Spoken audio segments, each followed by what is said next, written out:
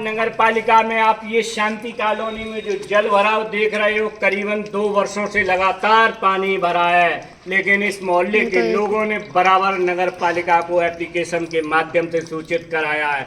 लेकिन इटावा नगर पालिका का जो भ्रष्टाचार है चरम सीमा पर है। किसी की कोई सुनवाई नहीं, अधिकारी बड़े पैमाने पर कमीशन खा रहे हैं। ये जनता की टैक्स का पैसा है। मेरे पास सत्य प्रकाश शास्त्री हैं। सर, कितने समय से पानी भरा है आपका? ये घर भी है यहाँ, क्या कहोगे कहाँ से कहाँ तक ये गली है? सर, सबसे पहले तो मैं धन्यवाद देना चाहता हूँ MBM न्यूज कपिल जी को। कई बार कैंपिंग की है ना, और मैं कहना चाहता हूँ कलम के पुजारी कहीं सो गए तो वतन के पुजारी वतन बेच देंगे। कलम के पुजारी कहीं सो गए तो वतन के पुजारी वतन बेच देंगे। इस बात का अर्थ ये है, कलम के पुजारी पत्रकारों, आप ईमानदारी से काम करो, जो सच्चाई है उसे दिखाओ देश में। आगे बोले सर। ये लगभग एक वर्ष होने जा रहा है और यहाँ पानी सड़ रहा है, लोग रोगों के मारे मर रहे।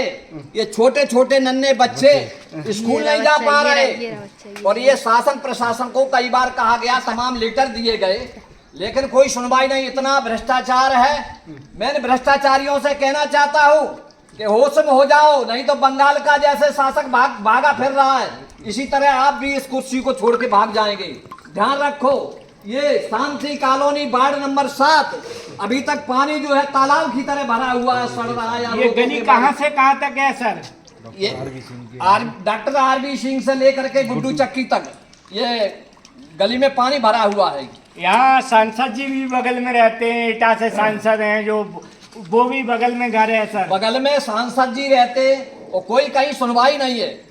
देसी कुतिया और बिलायती छाता लगा हुआ है। कई बार कहा गया लेकिन कोई सुनवाई नहीं। नगर पालिका में एप्लीकेशन दिया आपने? नगर पालिका में दी, नगर पालिका के अध्यक्ष से मिला हूँ, लेकिन कोई सुनवाई नहीं। स्थिति तो ये है जैसे जंगल में एक शेर रहता था, जंगल का राजा था, राजा होता था, है ना। इसके बाद में भेड़िए और भी बंदर, तमाम लोगों की संख्या जब बढ़ गई, उन्होंने कहा नहीं, ऐसे राजा नहीं बनेगा, राजा होगा चुनाव द्वारा राजा चुना जाएगा। तो जब चुनाव हुआ तो बंदर को राजा बना दिया और बंदर बन गया तो एक बकरी के बच्चे को जो है शेर उठा ले गया। शेर उठा ले गया तो बकरी जो है गिड़गिड़ाती हुई आई बंदर के पास, मतलब राजा के पास। तो कहा कि मेरे बच्चे को ऐसे ऐसे शेर उठा ले गया है, तो बचाइए उसे। तो बंदर क्या करता है कि इस डाली से जाता है, उस डाली पे जाता है, उस डाली से उस डाली पे, और कहीं इस डाली पे आता है।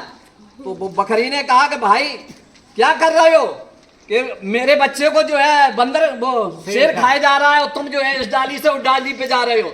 तो यहाँ ऐसा हाल है, ये जो है पत्र दिए जाते हैं, इस डाली से उस डाली पे जा रहे हैं और कहीं कोई सुनवाई नहीं। इतना भ्रष्टाचार है, कुछ कहा नहीं जा सकता। अगर ऐसा भ्रष्टाचार होगा तो इन्हें कुर्सियों से खींच के जो है उतारा जाएगा। अंधेर नगरी चौपट राजा, टका शेर भाजी टका शेर खा जाए, ये सच्चाई है। इटावा की नगर पालिका में जो भ्रष्टाचार चरम सीमा पे, ये बुजुर्ग लोग।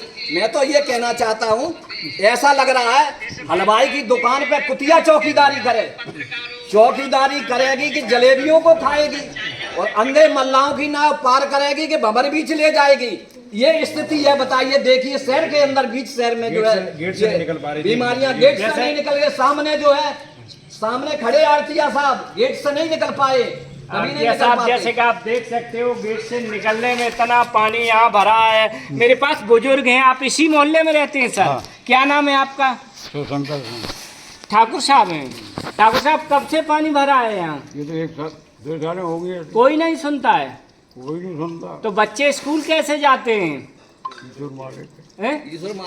क्या कहोगे आप जिलाधिकारी इटावा से, क्या अपील करोगे जिलाधिकारी महोदय से? सर, वो यही करेंगे, अंधेर नगरी चौपट राजा। डॉक्टर साहब, अंधेर नगरी चौपट राजा। मैं अपील करता हूं जिलाधिकारी इटावा से कि नगर पालिका के जो अधिकारी उन्हें निर्देशित करें, नगर पालिका अध्यक्ष को निर्देशित करें और इस गली को बनवाया जाए। मेरे पास सर हैं, बुजुर्ग हैं, थोड़ा आगे आए।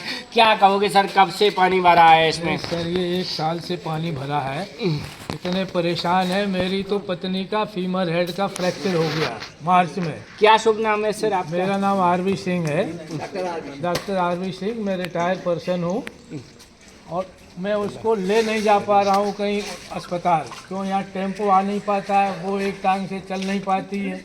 बड़ी समस्या बहुत है। समस्या है। एक बार सीटी स्कैन करा लिया, दोबारा जाने का नंबर नहीं आ पाता है, केवल रास्ते की वजह से।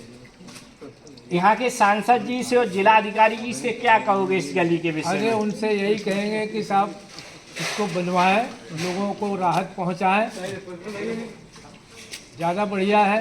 केवल कागजी विकास से सहमत नहीं है हम। ये जो डॉक्टर आरवी सिंह के घर से लेकर और आटा की चक्की तक ये गली में जो पानी भरा, ये बहुत ही यहाँ मच्छर वगैरह पलते हैं, जो कि बच्चे वगैरह फीवर हो जाता है, परेशानी होती है, लेकिन कोई सुनने वाला नहीं। ये मोहल्ला भी टैक्स देता है नगर पालिका इटावा को, लेकिन वो पैसा नहीं लगाया जाता है। क्या होगा हमारे देश का जब सच्चाई? तो अगर पैसा लगेगा भी बताते तो 30 से 40% अधिकारियों को कमीशन चाहिए। क्या कहोगे? ये तो कमीशन और लाखों का एस्टीमेट बना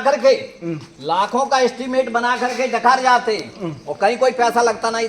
ये भ्रष्टाचार कर रहे हैं, भ्रष्टाचार चरम सीमा पर है यहाँ। नगर पालिका के जो मेंबर हैं वो बता रहे थे कि 42% कमीशन नगर पालिका को, अधिकारियों को, जो नगर पालिका में जो लोग हैं उन्हें देना पड़ता है ठेकेदार को। उसके बाद ठेकेदार भी बचाता होगा करीबन 20%। केवल पैसा लगता है 40 या 30%। उससे क्या विकास होगा? अरे विकास तभी तो ये सब भरभरा के सड़कें और पुल ये टूट रहे, यही तो स्थिति है। पैसा कुछ लगता ही नहीं है, सब पूरा बालू के ढेरों पर ये खड़ा किया जा रहा है सब। आम जनता की टैक्स का पैसा है सर, इसे लूटने का राइट नहीं है किसी को। अरे इन्होंने तो लूटा है और ये जानते हैं कि इन्होंने जो है अपने जो है उसमें कफन में भी जो है जेबें सिलवा ली हैं उसे ले जाने के लिए, लेकिन ले नहीं जा पाएंगे ये। मैं कहूँगा कि हमारा देश बर्बाद हो जाएगा अगर ये अधिकारियों पर लगाम न लगा समय रहते। तो ये अधिकारियों की संपत्ति बराबर बढ़ती जा रही है, क्योंकि ये 30 से 40% कमीशन ले रहे हैं। उसके बाद ठेकेदार को ये काम देते, ठेकेदार भी 20 से 25% बचाता होगा। उसके बाद धरातल पर कितना पैसा लगता होगा? ये आम जनता, इटावा की जनता का टैक्स का पैसा है, प्रदेश की जनता का टैक्स का पैसा है, जिसे ये अधिकारी लूटते हैं। और जब भी कोई संवैधानिक पद पर अधिकारी या राजनेता पहुंचता है या अध्यक्ष पहुंचता है तो ये शपथ लेता है, ईश्वर को साक्षी मानकर संविधान की शपथ लेता है, मैं करप्शन नहीं करूंगा, भेदभाव नहीं करूंगा। उसके बाद बड़े पैमाने पर इटावा नगर पालिका में भ्रष्टाचार व्याप्त है। ये सच्चाई है देश की। मैं माननीय मुख्यमंत्री उत्तर प्रदेश शासन योगी आदित्यनाथ और माननीय सांसद अखिलेश यादव जी से अपील करूंगा कि इस विषय पर भी सदन में चर्चा होना चाहिए कि इतना नगर पालिका में इतने % कमीशन चलता है, पीडब्ल्यूडी में इतना % कमीशन है, विद्युत विभाग में इतना % लूटा जाता है देश की जनता का पैसा, और जो राजस्व विभाग है उसमें भी बड़े पैमाने पर लूट होती है। कैसे हमारा देश आगे बढ़ेगा? ये हालत देख रहे हो, इसमें मच्छर पनपते हैं, डेंगू पनपता है, बच्चे बीमार होते हैं। ये लोग भी टैक्स देते हैं नगर पालिका इटावा को, लेकिन कोई सुनवाई नहीं।